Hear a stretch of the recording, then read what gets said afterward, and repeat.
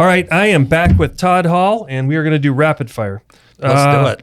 What was your most memorable year and why? I would say probably 1996 when I moved to Las Vegas was pretty memorable because Cool. it really was that transition for me into a different lifestyle. I knew I was transitioning into a different lifestyle. And so that from a career path standpoint. So yeah, I would say that. What skill do you think everyone should have? From a business standpoint, I would say marketing.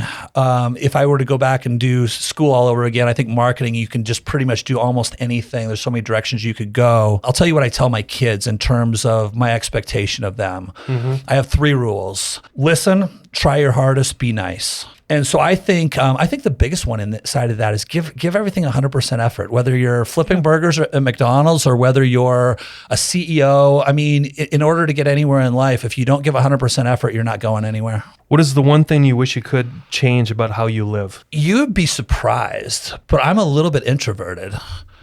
Yeah, I really am. You put me in a networking event where I don't network. I don't go to networking events. But you're very comfortable in this. Yeah. But I don't go to networking events. You put me in a room full of people I don't know. I'm not running around shaking hands. You know, it's not my comfort level. So I don't know. So I would say probably just getting out a little bit more. Like I pretty much have my head buried in the things that I do, and I keep, and so it's not that I'm not good with people. No. I'm a little introvert. I have a lot of time where I like to be in my own space doing my own thing. What would you like to do if and when you retire? I'll probably never retire, but I like to use the term work is an option. So I will, what would I do? Boy, I don't know. You'd add leg day. What's that? Yeah. A lot of gym. Hey, my kids, so I'm turning 51 here in a couple months. Congrats. My son, actually today, happy birthday, is call out. Zayas, happy birthday. Well, by the time this airs, it'll be past, but anyway, cool. when this airs, so today, Zayas, happy birthday. Just turned 6, my daughter's 8. Nice. You know what I really love doing is coaching. I've been coaching my daughter's soccer team. So maybe when I retire, maybe I'll go back and coach some kids. So funny, I just told my wife games. last night, I said, I think I need to do soccer refereeing when I retire. Yeah? Just because I don't know, it's just like an engagement thing, I love coaching. I love watching the progress. And so, yeah, you know what? I'm going to do some of that. You just made me realize that's cool. Going to be on my list. What's the best advice you've ever been given? I can't think of advice right off the top of my head. I can't think of advice. I mean, a lot of it just is book knowledge and stuff like that, right? I think we've talked about one of them quite a bit. It's just the ability to pivot. Yeah. The ability to transition. I think the other one, again, is kind of advice that I give that I know. One of the things that I do every morning after my gym workout is I'll sit in the steam, or not the sauna, and I'll listen to a 30-minute YouTube clip. I use YouTube too, and it's just all motivational stuff. Like. Good. And the one that I listen to every single day is "You Won't Outwork Me," and so I think I don't know that anybody specifically has ever given me that advice, but I think that's it's a culmination of things, right? Yeah. I think that's the important one. Again, it goes back to 100% effort, and just you're not going to beat me because I'm going to outwork you. Yeah. What was your fondest memory as a kid? I played college basketball for 2 years at a junior college. I had tendonitis. When I was in high school, I developed tendonitis in both my knees. Oof. So I could still dunk and some of that stuff. I was the same. I'm 6'4", 230 now. Back then I was 6'4", 180. Right. I was thin as a rail, but I could dunk. I had to play through a lot of pain. When I was in college, I was same thing. I just outworked everybody. I started both years, most games. Not because I was the most athletic, because I worked the hardest. Everyone. I was the guy that was diving for the ball. I was boxing you out. Yeah, I was boxing you out. Rodman Rambis. Yeah.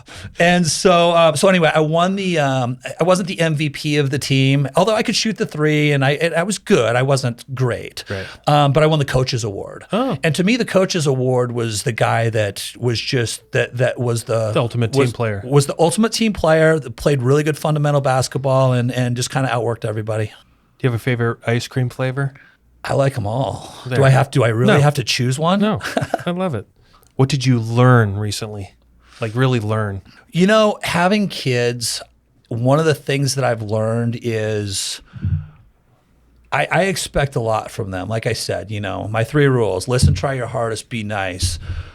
And so with that, I can, I don't let them get away with a lot in terms of, nonsense. Yeah. But one of the things that I really committed to was circling back to them quickly.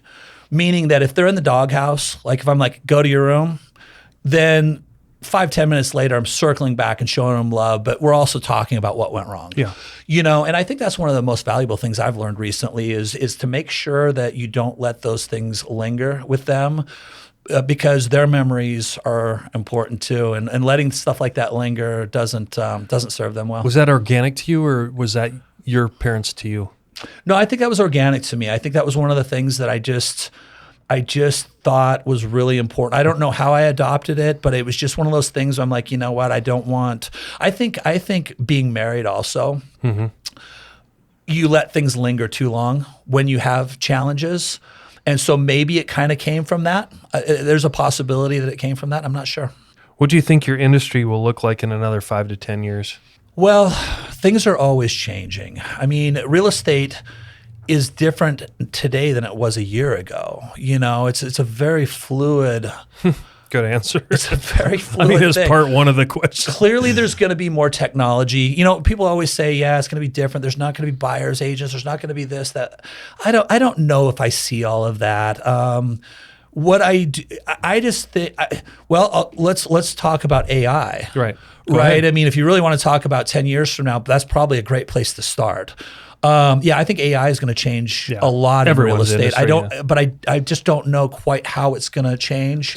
But I certainly see some are going to be miles ahead, and some are just going to have.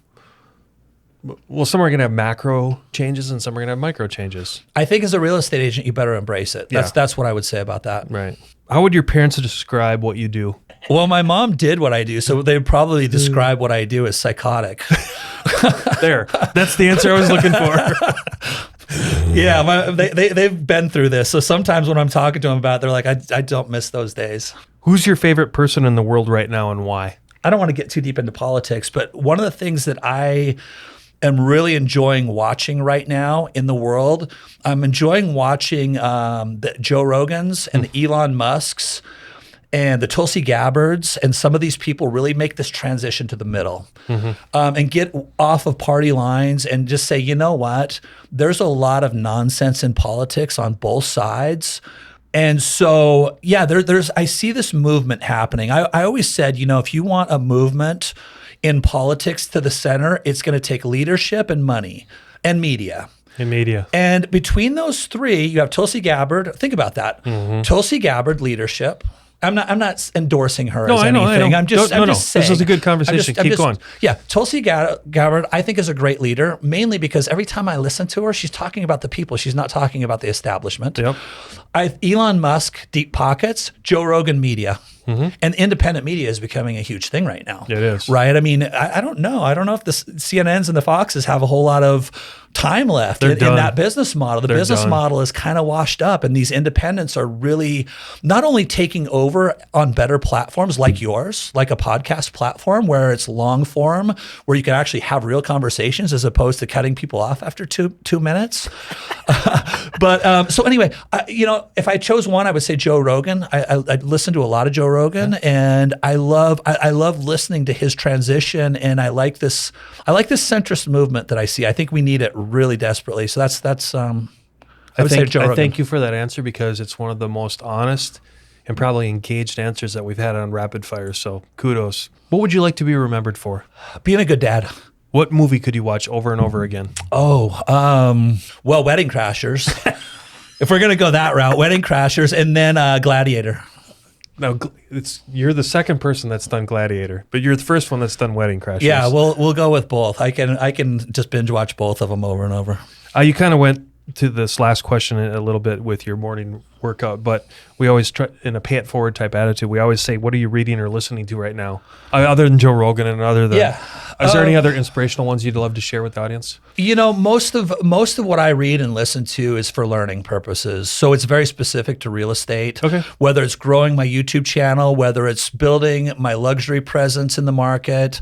I spend a lot of time. So I don't read too much anymore. I have a large library of books. I don't read them too much anymore because I get a lot of my information on the same platform that I use, which is YouTube. Or I buy, I invest a lot of money into my own personal education, whether it's coaching programs or just a program that will help me with what's going on YouTube right now. I was just looking at one before I got here of something. I was like, oh yeah, I should probably buy this $300 program because some things have changed on YouTube and I should probably know what those are. That's what I spend a lot of my time with. No, thank you. Are there any names or endorsements you can do on the coaching that someone might want to look into? Yeah. So again, it goes back to the EXP, Mike Sherrard. Okay. Mike Sherrard, I'm now aligned with at EXP, right? So he is my mentor, and anybody that would reach out to me, he would be your mentor as well. But Mike Sherrard is a little bit more than just a mentor in EXP. If you look him up on YouTube, he has the fastest growing real estate team in EXP in the world. I believe he's the fastest right now. Okay. And that's an international team. EXP is international. But he has a program called the Social Agent Academy. Now, I started my YouTube channel before I came across him, but I bought that academy. I would get it free now because I'm aligned with him, but I bought it a year and a half ago. He's a fantastic mentor for the social, for that side. A couple other of my mentors, again, through EXP are Garth Ward and Austin Hamolka, I think is the way you said his last name. These guys are big hitters in the luxury space. Okay. And so they're two of my big mentors right now. Just again, inside of my EXP alliances, I would say those are kind of my two big ones. Well, thanks for ending on those endorsements, Todd. Yes, Appreciate you being on. Absolutely. Thank you very much.